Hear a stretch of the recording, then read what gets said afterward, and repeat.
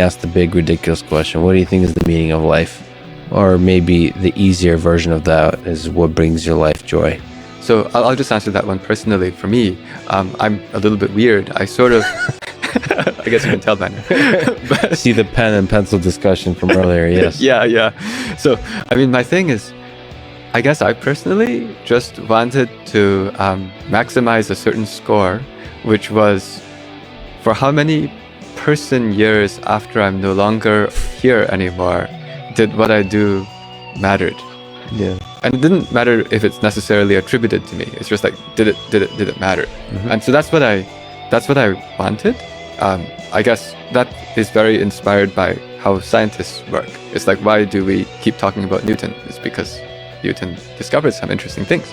And so Newton's score is pretty high. Mm-hmm. It's going to be infinity, right? Well, let's hope it's infinity, but pretty high. Yeah. Yes. So you're going for, person years, you're going for like triple digits. You're going for, so like Newton is like 4 digits probably, like 1,000 years. Yeah. Or a person lifetimes? Well, like how do you like to think about, what are we? Sorry, I meant people times years. Times. So then it's like, actually his is huge. His is like going to be billions or trillions. Yeah. Right, it's trillions. But I guess for me, I actually changed the metric after a while. And the reason is because you may have seen I found some simple way to solve quadratic equations that is easier than every textbook. Yes. So my score might already be not bad, which is why I decided then let's change it into the number of hours in the lifetimes as well.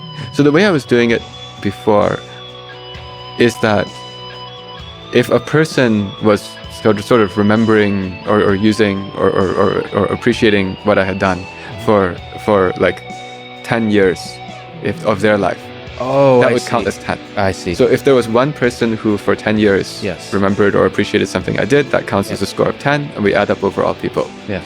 And then, and that was with the hypothesis that the score would be very finite in the sense that if I didn't come up with anything that might potentially help a lot of generations in a forever way, then your score will be finite because at some point it's not, people don't remember that you made like nice bottles or something, right?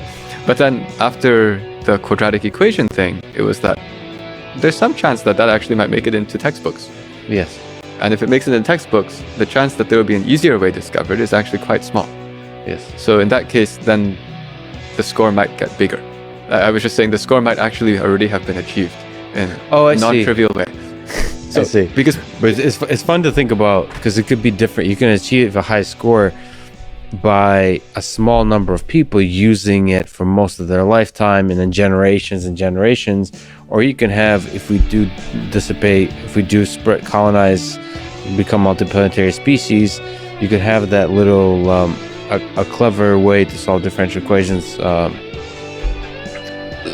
spread through like trillions of people as they spread throughout the galaxy, and they would only use it each one a few hours in their lifetime, but their kids will use it, the kids will use it, and it will spread, and you'll have that impact in that kind of way. Yes, so that's why I renormalized it, because I was like, well, that's kind of dumb, because what's the importance of that? That'll save people 15 minutes. But so what I meant is I didn't want to count that as the main score.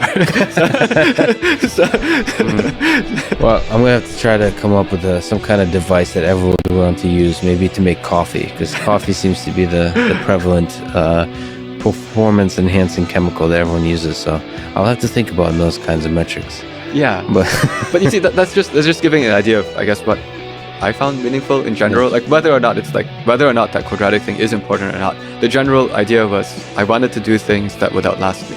Yes. And that was what inspired me, and that's just how I choose what problems to work on.